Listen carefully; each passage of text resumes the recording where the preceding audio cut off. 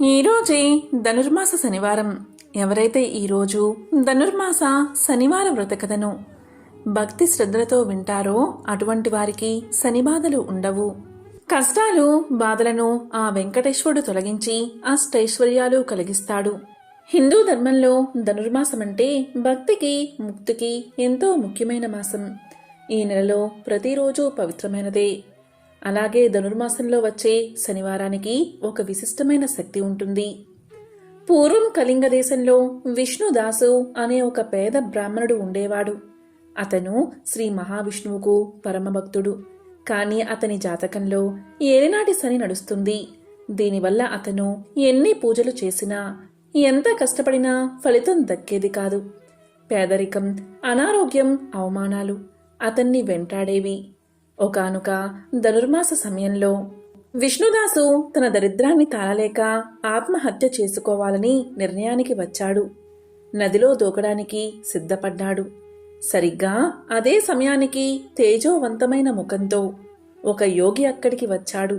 ఆయన విష్ణుదాసుని ఆపి అతని కష్టాలకు కారణమడిగాడు. విష్ణుదాసు తన శనిబాధల గురించి చెప్పి బోరున విలపించాడు. అప్పుడు ఆ యోగి చిరునవ్వుతో ఇలా పలికాడు, చూడు నాయనా, ఆత్మహత్య మహాపాపం. నీ కష్టాలకు కారణం శనేశ్వరుడు కాదు, నీ పూర్వజన్మ కర్మ. ఆ కర్మను కాల్చేయాలంటే ఒకే ఒక అస్త్రముంది, అదే ధనుర్మాస శనివారం. అప్పుడు ఆ యోగి ఆ ధనుర్మాస శనివారం వెనుక ఉన్న అసలు రహస్యాన్ని ఇలా వివరించాడు. పూర్వం కలియుగ దైవమైన శ్రీ వెంకటేశ్వర స్వామి తిరుమల కొండపై కొలువై ఉన్న సమయంలో శనేశ్వరుడు లోక సంచారం చేస్తూ తిరుమలకు చేరుకున్నాడు. స్వామివారిని దర్శించుకుని ఇలా అన్నాడు, ప్రభూ, నేను కర్మ ఫలదాతను. నా దృష్టి పడితే దేవతలైనా సరే కష్టాలు అనుభవించాల్సిందే. కానీ కలియుగంలో మనుషులు అల్పాయుష్కులు, తక్కువ శక్తి కలవారు. నా ప్రభావం వల్ల వారు తట్టుకోలేక దైవానికి దూరమవుతున్నారు. దీనికి పరిష్కారమేమిటి అని అడిగాడు. అప్పుడు శ్రీనివాసుడు చిరునవ్వుతో ఒక వరాన్ని ఇచ్చాడు. శనేశ్వర, నీవు న్యాయాధిపతివి.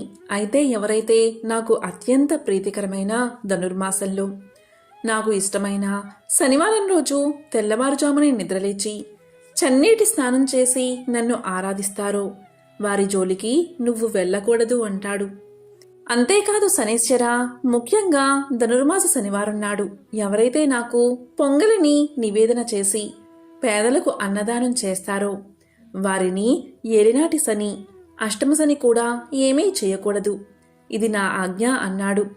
దానికి శనేశ్వరుడు సంతోషించి, తదాస్తు స్వామి, ధనుర్మాస శనివారం నాడు మిమ్మల్ని పూజించే భక్తులకు నేను మిత్రుడిగా ఉంటాను అని మాట ఇచ్చాడు అని యోగి చెప్పాడు. యోగి చెప్పిన ఆ మాటలు విన్న విష్ణుదాసులో ఒక కొత్త ఆశ చిగురించింది.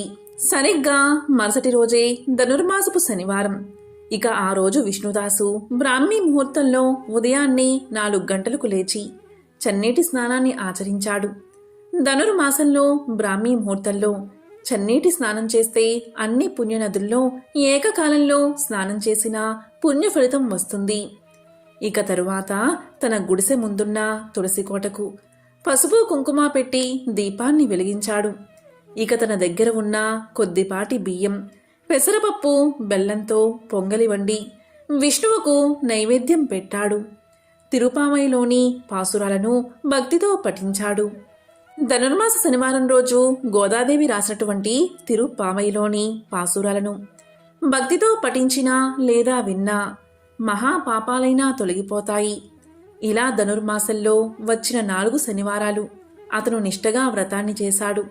చివరి శనివారం నాడు ఒక అద్భుతం జరిగింది. అతను పూజ ముగించుకుని బయటకు రాగానే రాజభటులు అతని ఇంటికి వచ్చి ఇలా అన్నారు, మహారాజు గారికి నిన్న రాత్రి కలలో శ్రీ మహావిష్ణువు కనిపించి ఈ ఊరిలో విష్ణుదాసు అనే భక్తుడు ఉన్నాడని, అతనికి ఆలయ ధర్మకర్తగా బాధ్యతలు ఇవ్వమని చెప్పాడు అని రాజభటులు తెలియచేశారు. ఆ విధంగా శని ప్రభావంతో నదిలో దూకాలి అనుకున్న విష్ణుదాసు ధనుర్మాస శనివార వ్రతం వల్ల ఆ ఊరికే పెద్ద అధికారిగా మారి సుఖ సంతోషాలతో జీవించాడు. ధనుర్మాసం విష్ణువుకు ఇష్టమైన నెల. శనివారం విష్ణువుకు ఇష్టమైన వారం. ఈ రెండూ కలవడం వల్ల ఈ రోజు చేసే పూజకు 1000 రెట్ల ఎక్కువ ఫలితం ఉంటుంది. శనివారం నాడు విష్ణు పూజ చేస్తే శనీశ్వరుడు సంతోషిస్తాడు. అందుకే ఈరోజు వెంకటేశ్వర స్వామికి తులసి దళాలతో అర్చన చేస్తే జాతక దోషాలు తొలగిపోతాయి, శని దోషాలు తొలగిపోతాయి. ధనుర్మాస శనివారం ముక్కోటి ఏకాదశులతో సమానం.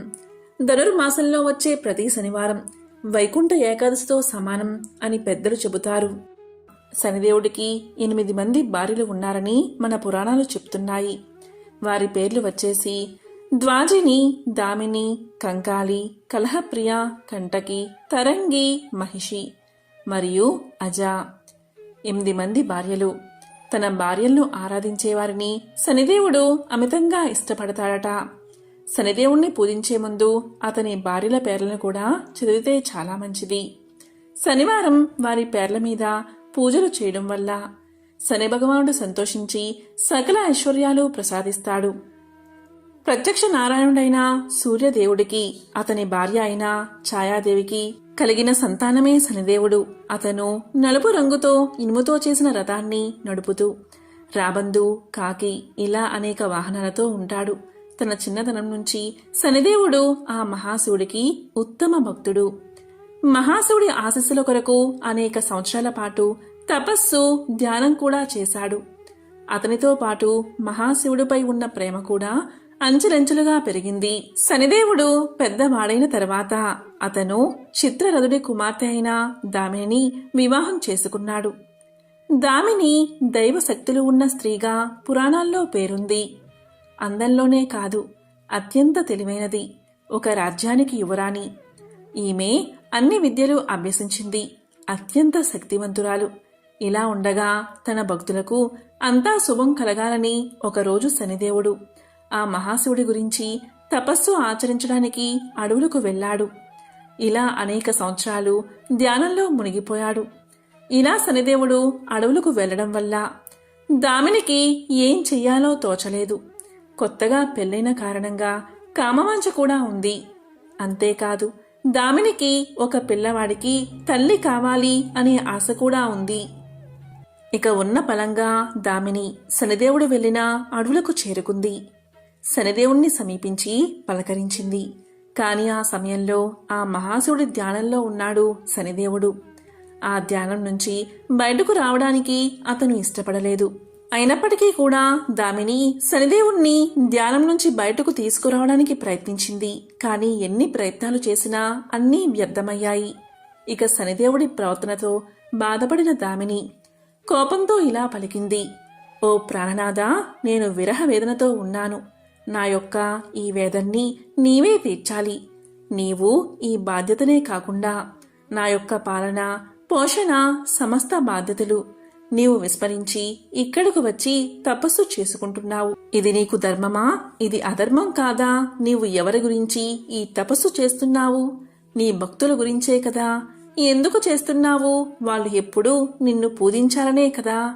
వారి బాగోగులు బాగుండాలి అని తపస్సు చేస్తున్నావు కదా. సరే, ఇదంతా బాగానే ఉంది. నన్ను కూడా నీవు పట్టించుకోవాలి కదా. అది కూడా నీ ధర్మమే కదా. నీ ధర్మాన్ని నీవు విస్మరించావు కాబట్టి నీకు నేను ఒక శాపాన్ని ఇస్తున్నాను.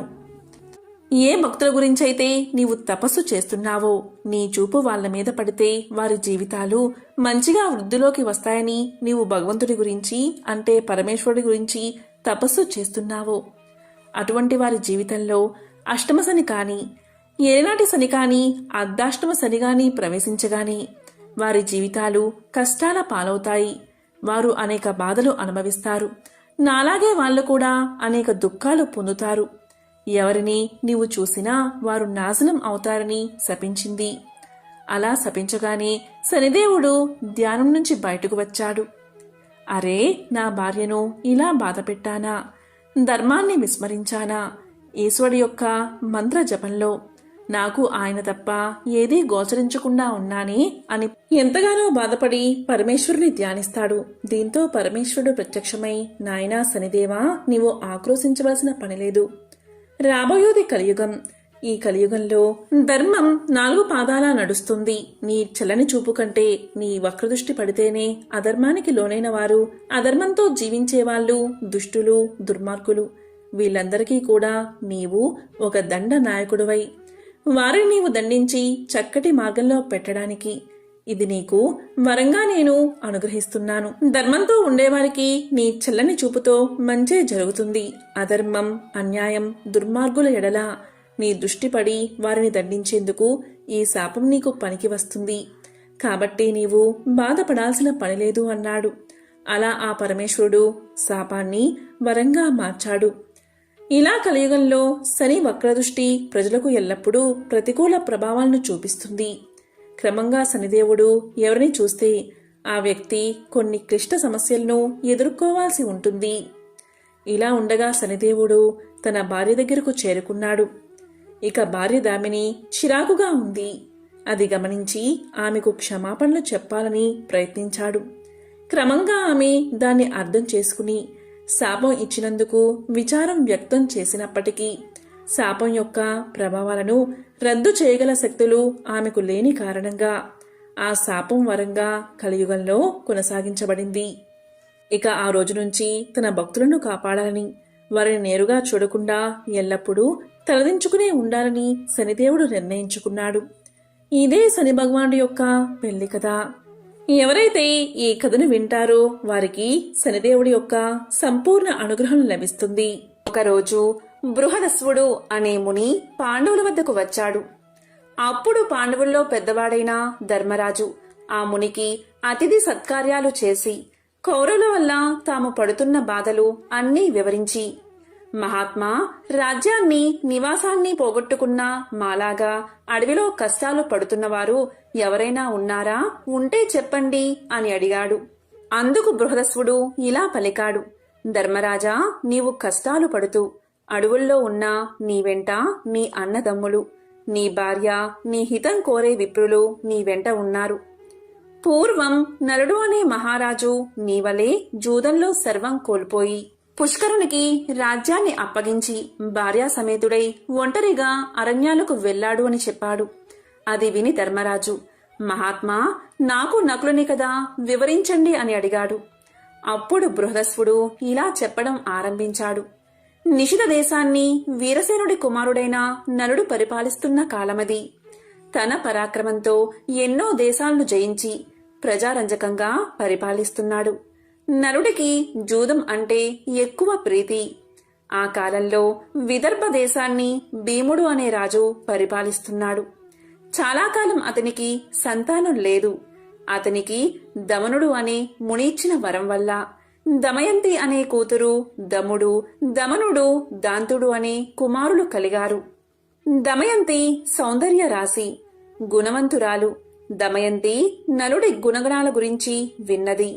నలుడు దమయంతి గురించి, ఆమె సౌందర్యం గురించి విన్నాడు. ఇరువురి నడుమ ప్రేమ అంకురించింది. ఒకరోజు నలుడు ఉద్యానవనంలో ఉండగా హంసల గుంపు వచ్చి అక్కడ వాలింది. ఆ హంసలను చూసి ముచ్చటపడి నలుడు వాటిలో ఒకదాన్ని పట్టుకున్నాడు. మిగిలిన హంసలు తోటి హంసను విడిచి వెళ్లలేక ఆకాశంలో తిరుగుతున్నాయి. నలునితో అతని చేతిలోని హంస మానవ భాషలో ఇలా పలికింది, ఓ నలమహారాజా, నీవు దమయంతిని ప్రేమిస్తున్నావు. నేను దమయంతి వద్దకు వెళ్లి నీ గురించి, నీ అందచందాల గురించి, గుణగణాల గురించి చెప్పి నీ మీద అనురాగం కలిగేలా చేస్తాను అని పలికింది. ఆ హంస పలుకులు విని నలుడు ఆనందపడి దాన్ని విడిచిపెట్టాడు. ఇచ్చిన మాట ప్రకారం ఆ హంస విదర్భ దేశానికి ఎగిరిపోయింది. అంతఃపురం ముందు విహరిస్తున్న హంసను చూసి దమయంతి ముచ్చటపడింది. చెలికత్తెల సాయంతో దమయంతి ఆ హంసను పట్టుకుంది. ఆ హంస దమయంతితో ఇలా పలికింది, ఓ దమయంతి, నేను నీ హృదయేశ్వరుడైన నలుని వద్ద నుండి వచ్చాను. నలుడు సౌందర్యవతుడు, సంపన్నుడు, సద్గుణవంతుడు. నీవు సౌందర్యంలో, గుణంలో అతనికి తగినదానివి.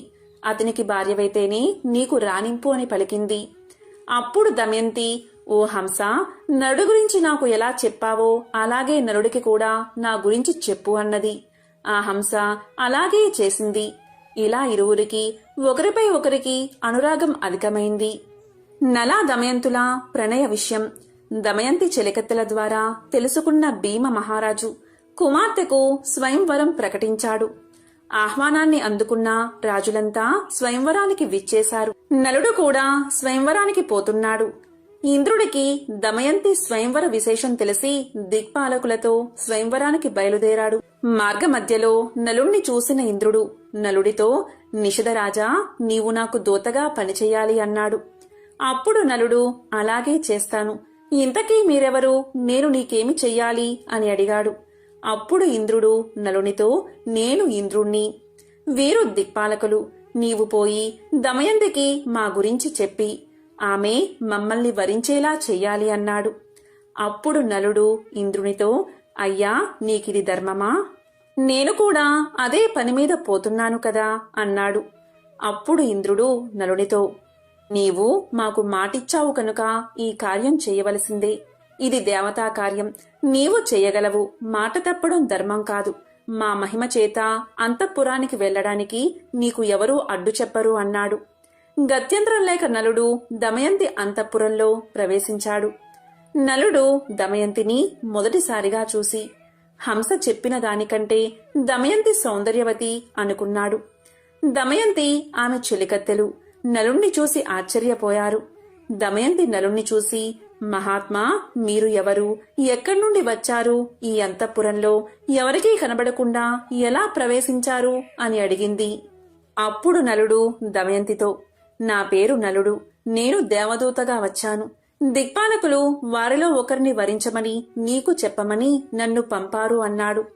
నలుడి మాటలకు ఆమె మనసు కష్టపడింది. అయ్యా, నేను మానవకాంతను. నమస్కారం చేయవలసిన దేవతలను వరించడం ధర్మమా?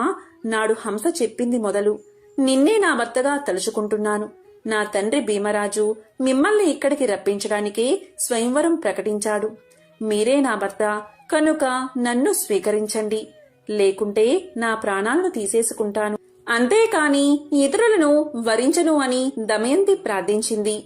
అప్పుడు నలుడు దమయంతితో, దమయంతి, దేవతలు ఐశ్వర్యవంతులు, జరా మరణాలు లేనివారు. వారిని కాదని జరామరణాలకు ఆలవాలమైన నన్ను కోరడం న్యాయమా అని పలికాడు. ఆ మాటలు విని దమయంతి దుఃఖించింది. ఆమె నలుడితో, నేను ఒక ఉపాయం చెప్తాను. అందరి ముందు నేను దేవతలను ప్రార్థించి మిమ్మల్ని వివాహం చేసుకుంటాను. అప్పుడు మీకు దేవతల మాట వినలేదన్నా దోషం ఉండదు అని పలికింది. ఆ మాటలు నలుడు ఇంద్రుడికి చెప్పాడు. అది విని దిక్పాలకులు, దమయంతి మమ్మల్ని ఎలా వరించదో చూస్తాము అని అందరూ నలుడి రూపంలో స్వయంవరానికి విచ్చేశారు. స్వయంవర మండపంలో ఒకేసారి 5 నల్లు కనిపించారు. దమయంతి వరమాల పట్టుకుని వచ్చింది. మనసులో ధ్యానించి, దేవతలారా, నలుణ్ణి గుర్తుపట్టడంలో నాకు సహకరించండి. మీ నిజ రూపాలతో ప్రత్యక్షం అవ్వండి అని ప్రార్థించింది. వారు దమయంతిని కరుణించి తమ నిజ రూపాలతో ప్రత్యక్షం అయ్యారు.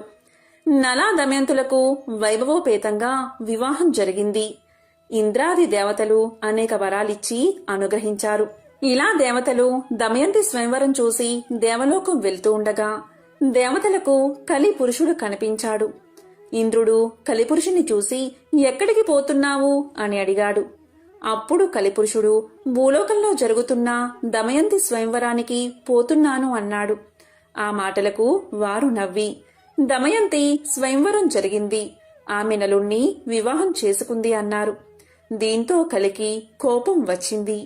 నలుడిని రాజ్యభ్రష్టుణ్ణి చేసి వారిద్దరికీ వియోగం కల్పించాలి అనుకున్నాడు. నలుడు ధర్మాత్ముడు. కలి ప్రవేశానికి చాలా కాలానికి గాని అవకాశం రాలేదు. ఒకరోజు నలుడు మూత్ర విసర్జన చేసి పాద ప్రక్షాళన చేయకుండా సంధ్యావందనం చేశాడు. ఆ శౌచాన్ని ఆధారం చేసుకుని కలి అతనిలోకి ప్రవేశించాడు. నలుడి దాయాది అయిన పుష్కరుని వద్దకు వెళ్లి నలుడికి జూద వ్యసనం ఉందని అతనితో జోదమాడి అతని రాజ్యాన్ని గెలవచ్చని నమ్మబలికాడు కలి. బ్రాహ్మణ వేషంలో పుష్కరునితో నలుడి వద్దకు వెళ్లి జూదానికి ఆహ్వానించాడు. జూదానికి పిలిస్తే పోకపోవడం ధర్మం కాదని నలుడు జూదమాడ్డానికి అంగీకరించాడు. జూదం మొదలైంది. నలుడు తన రాజ్యాన్ని, సంపదలను వరుసగా పోగొట్టుకుంటున్నాడు. అయినా ఆడ్డం మానలేదు. సమస్తం పోయే వరకు ఆడాడు.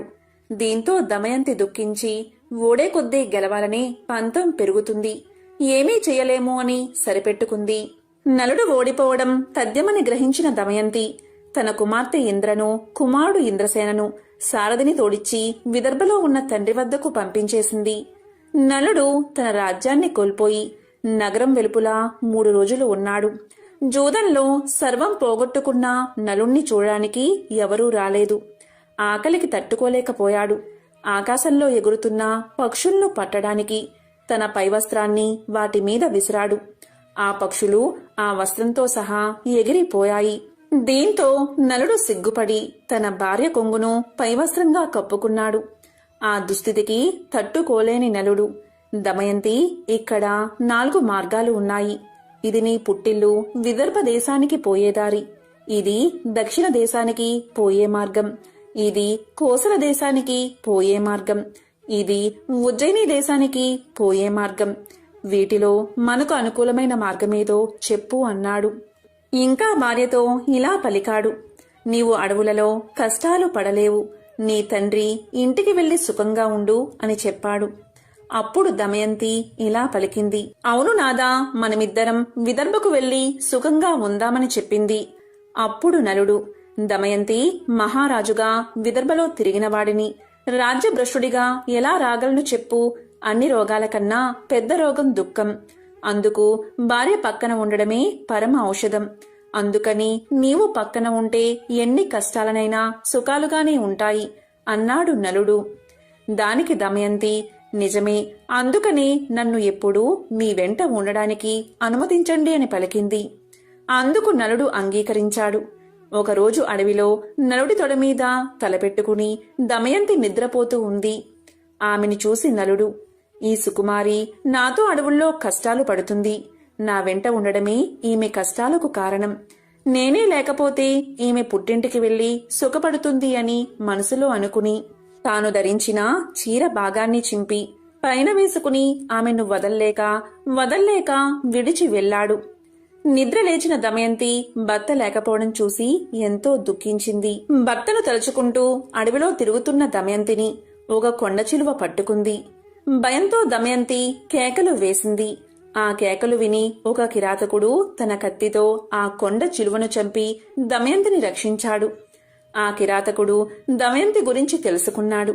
ఆమె నిస్సహాయతను తెలుసుకుని ఆమెను తాకబోవగా దమయంతి అతన్ని భస్మం చేసేసింది. భర్తను తలుచుకుంటూ అడవిలో దారి తెన్ను లేకుండా ప్రయాణిస్తూ ఉండగా ఆమెకు ఒక మునిపల్లె కనబడింది. అక్కడ ఆమె ముని శ్రేష్ఠుల్ని చూసింది. మునులు దమయంతిని చూసి, అమ్మా, నీవెవరు? ఒంటరిగా ఎందుకు తిరుగుతున్నావు అని అడిగారు. సమాధానంగా దమయంతి, ముని పుంగువులారా, నేను నలచక్రవర్తి భార్యను. నా పేరు దమయంతి. విధివశంతో నా భర్త నన్ను విడిచి వెళ్లాడు. నాకు వారి జాడ చెప్పగలరా? నేను భర్త లేనిదే జీవించలేను అని అంది. దానికి మునులు, అమ్మా, నీకు త్వరలోనే భర్త సమాగమం జరుగుతుంది, చింతపడుకు అని చెప్పి వెళ్లారు. దమయంతి పిచ్చిదానిలా భర్తను వెతుక్కుంటూ ఆ అడవిలో తిరుగుతూ ఉంది. ఇంతలో అటుగా పోతున్న బాటసారులు ఆమెను చూశారు. కొందరు ఆమెను పిచ్చిది అని ఎగతాళి చేశారు. కొందరు ఆమెకు మొక్కారు. వారిలో ఉన్న వ్యాపారి ఆమె గురించి తెలుసుకుని, అమ్మా, నేను నలుణ్ణి చూడలేదు, కాని మేము చేదీ దేశానికి పోతున్నాము అని పలకగానే దమయంతి వారితో, నేను కూడా మీ వెంట వస్తాను అంది. ఆ వ్యాపారి ఆమెను తన వెంట తీసుకువెళ్లాడు. వారు అడవి మార్గంలో రాత్రివేళ నిద్రిస్తున్న సమయంలో ఒక ఏనుగుల గుంపు వారిలో చాలా మందిని తొక్కేసింది. వారిలో చాలా మంది మరణించడం చూసి దమయంతి తన దురదృష్టానికి దుఃఖించింది. తనను చంపలేదని రోదిస్తున్న ఆమెను కొందరు బ్రాహ్మణులు ఓదార్చి ఆమెను తమ వెంట సుబాహు నగరానికి తీసుకెళ్లారు. చేదీదేశ రాజధాని సుబాహపురం చేరింది దమయంతి. ఉళ్లంతా దుమ్ముతో వీధిలో వెళ్తున్న దమయంతిని రాజమాత చూసి దాసీలను పంపి దమయంతిని అంతఃపురానికి పిలిపించింది. రాజమాత దమయంతితో, అమ్మా, నిన్ను చూస్తుంటే రాజకల ఉట్టిపడుతుంది. నీవు ఎవరు అని అడిగింది. దానికి దమయంతి, అమ్మా, నా భర్త జోదంలో రాజ్యాన్ని పోగొట్టుకున్నాడు. నన్ను అడవిలో ఒంటరిగా విడిచి వెళ్లాడు. అతన్ని వెతుకుతూ తిరుగుతున్నాను అని చెప్పింది. దానికి రాజమాత, అమ్మా, ఇక నుండి నువ్వు నా దగ్గర సైరంధ్రిగా ఉండు. నీకు ఏ లోటు రాకుండా నేను చూస్తాను. నీ భర్తను వెతికి తెస్తాను అని చెప్పింది. దమయంతి అందుకు అంగీకరించి అలాగే ఉంటాను. కానీ నేను సైరంధ్రిగా ఎవరి ఎంగిలి తినను, పరులకు కాళ్ళు పట్టను, పరపురుషులతో మాట్లాడను. కేవలం నా భర్తను వెతుకుతూ వెళ్లే బ్రాహ్మణులతో మాత్రం మాట్లాడతాను అని చెప్పింది. రాజమాత అందుకు అంగీకరించి తన కుమార్తె సునంద వద్దకు పంపింది. దమయంతి అక్కడే ఉండిపోయింది. దమయంతిని వదిలి వెళ్లిన నలుడు అడవిలో ప్రయాణిస్తూ ఉండగా అడవి అంతటా దావానలం వ్యాపించింది. ఆ మంటల మధ్య నుంచి రక్షించండి, రక్షించండి అన్న ఆర్తనాదం వినిపించింది. ఆ ఆర్తనాదం విని నలుడు అగ్ని కీలల నడుమ ఉన్న నాగకుమారుణ్ణి రక్షించాడు. ఆ పాము నలుణ్ణి కాటేసింది. పాము కాటుకు నలుడు వికృత రూపుడయ్యాడు. అప్పుడు ఆ పాము తన నిజరూపంతో ప్రత్యక్షమై నలుడితో, నల మహారాజా, నా పేరు కర్కోటకుడు. నేను నిన్ను కాటేశానని భయపడకు.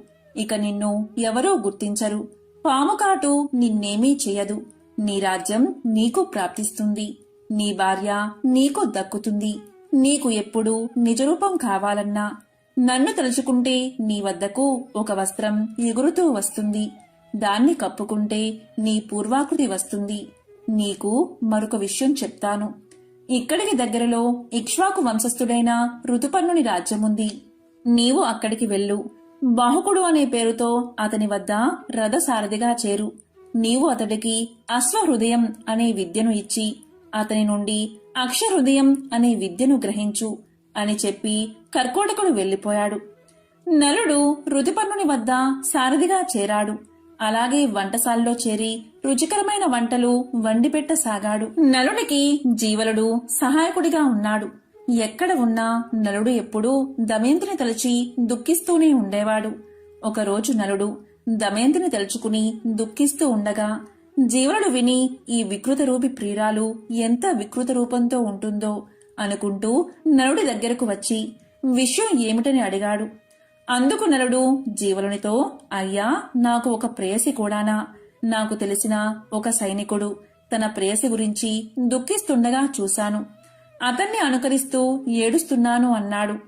విదర్భ దేశంలో ఉన్న భీమునికి నలుడి విషయాలు తెలిసాయి.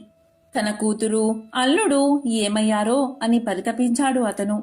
వారిని వెతకడానికి నలువైపులా బ్రాహ్మణులు పంపించాడు. ఎన్నో బహుమానాలు ప్రకటించాడు.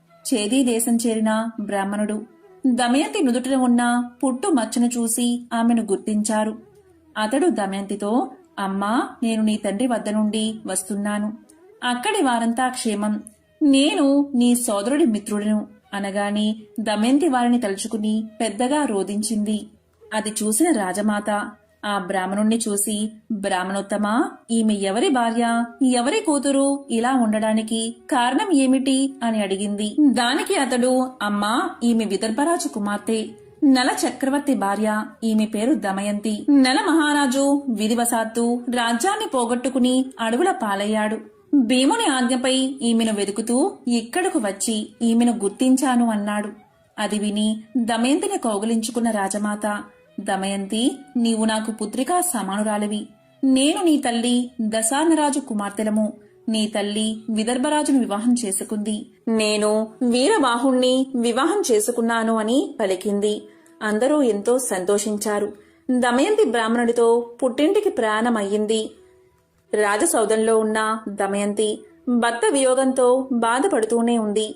ఆమె తన తండ్రితో, నా భర్తను తక్షణం వెతికించండి, ఆయన లేకుండా నేను బతకలేను అంది. భీముడు వెంటనే బ్రాహ్మణుల్ని పిలిచి నలుణ్ణి వెతకమని చెప్పారు. వారితో దమయంతి ఇలా చెప్పింది, నా భర్త ఇప్పుడు రాజ్య భ్రష్టుడు కనుక మారువేషంలో ఉంటాడు. మీరు వెళ్లిన రాజ్య సభలలో ఈ విధంగా ప్రకటించండి, నీవు సత్యసంధుడువు కాని నీ సతిని వంచావు. ఆమె సగం వస్త్రం ధరించి వెళ్లావు. అలా చేయడం ధర్మమా? నాపై కరుణ చూపు అని చెప్పండి. ఈ మాటలకు ఎవరైనా రోషపడి బదులిస్తే నా వద్దకు వచ్చి చెప్పండి అని పలికింది. అలా నలుణ్ణి వెతకడానికి వెళ్లిన వారంతా నలుని జాడ తెలుపకపోయినా వారిలో పర్ణాదుడు అనే విప్రుడు దమయంతితో, అమ్మా, నేను ఋతుపర్ణుని రాజ్యంలో నీవు చెప్పినట్లే చెప్పాను.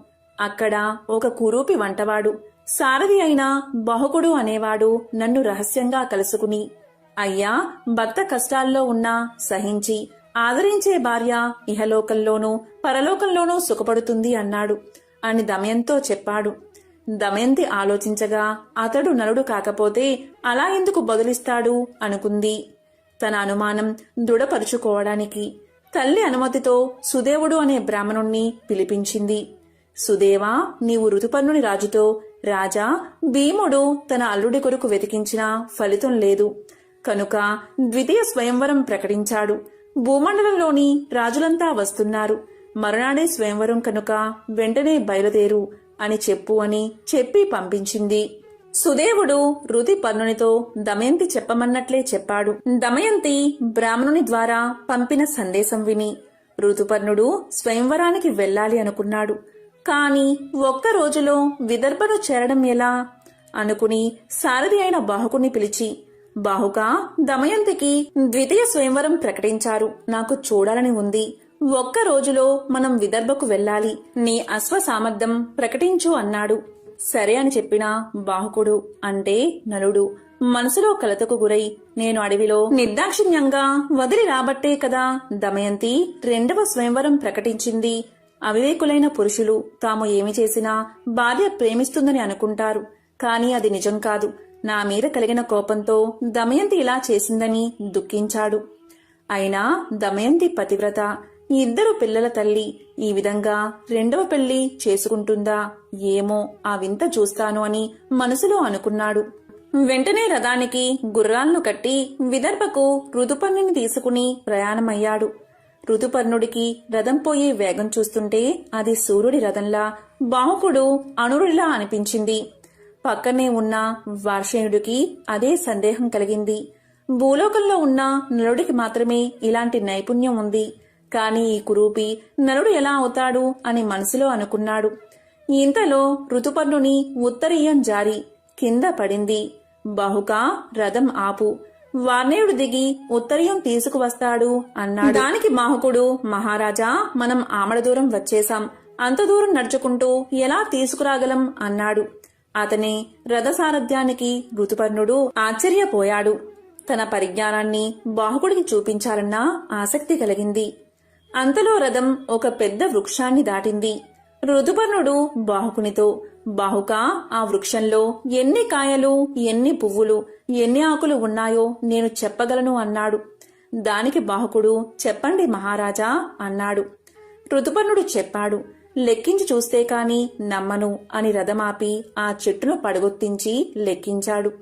ఋతుపర్ణుడు చెప్పిన లెక్కకు ఖచ్చితంగా సరిపోయింది. దానికి బాహుకుడు ఆశ్చర్యపడి ఆ విద్యను తనకు ఉపదేశించమని అడిగాడు. ఋతుపర్ణుడు, బాహుకా, ఇది అక్ష విద్య అని సంఖ్యాశాస్త్రమన్నాడు. దానికి బాహుకుడు, మహారాజా, నేను మీకు అశ్వహృదయం నేర్పిస్తాను. మీరు నాకు అక్ష విద్య నేర్పించాలి అన్నాడు. ఇలా అక్షహృదయ విద్య మహిమ వల్ల నలుల్లో నుండి కలి వెలుపలికి వచ్చాడు. తన్ను క్షమించమని నలుణ్ణి వేడుకున్నాడు. నలుడు ఆగ్రహించి శపించబోయాడు. అప్పుడు కలి నలుడితో, నలమహారాజా, నిన్ను ఆవహించి నీలో ఉన్న సమయంలో నిన్ను కర్కోటకుడు కాటువేయడం వల్ల అనుక్షణం కాలిపోయాను. ఇంతకంటే శాపం ఏముంటుంది? నన్ను క్షమించి విడిచిపెట్టు అని వేడుకున్నాడు. ఇలా జరగగానే నలుడి రథం విపరీతమైన వేగంతో విదర్భలోకి ప్రవేశించింది. ఆ ఘోష విని దమయంతి నలుడి రథాన్ని గుర్తుపట్టింది. ఋతుపర్ణరాజుకు విదర్భలో స్వయంవరం జరుగుతున్నా సందడి కనిపించలేదు. బాహుకుడు అంటే నలుడు రథాన్ని అశ్వసాల్లో నిలిపి సేదతీరాడు. అప్పుడు దమయంతి తన దాసీతో, వచ్చింది ఋతుపర్ణ మహారాజు, అతని సారథి వార్షేయుడు. వారు నాకు తెలుసు. కాని వారి వెంట ఉన్న కురూపి ఎవరు అని అడిగింది. వివరాలు కనుక్కుని రమ్మంది. దాసి వివరాలు కనుక్కుని రాగానే దమయంతి అతను నలుడు అని నిశ్చయించుకుని తన తండ్రి అయిన భీమరాజు దగ్గరకు వెళ్లి నలుడు బాహుకుడు అని చెప్పింది. అలా చెప్పి నలుడి పాదాలపై పడి నమస్కారం చేసుకుంది. వెంటనే ఆకాశం నుండి వాయుదేవుడు, నలచక్రవర్తి, ఈమె పవిత్రురాలు, పతివ్రత, నేను సూర్యుడు చంద్రుడు ఈమె సౌశీల్యం కాపాడుతున్నాము అని పలికాడు. వెంటనే నలుడు కర్కోటకుడిని స్మరించాడు. వెంటనే ఒక వస్త్రం వచ్చింది. అది ధరించగాని నలుడికి ఇంద్రతేజస్సుతో సమానమైన మనోహరమైన పూర్వరూపం వచ్చింది. దమయంతిని పరిగ్రహించాడు. ఈ విధంగా నల దమయంతులు కలిశారు. ఈ నలుడి కథ శ్రద్ధతో వినేవారు, సమావేశాల్లో చదివి వినిపించేవారు కలివల్ల సంభవించే దోషాల నుండి విముక్తిని పొందుతారు. సర్వ పుణ్యకార్యాలు చేసినప్పుడు లభించే పుణ్య ఫలితాలు నలోపాఖ్యానం విన్నవారికి, వినిపించిన వారికి కూడా లభిస్తాయి. అటువంటి వారికి బహుపుత్ర లాభం, పౌత్ర వృద్ధి, ఆయురారోగ్య, ధన సంపత్తులు కలుగుతాయి.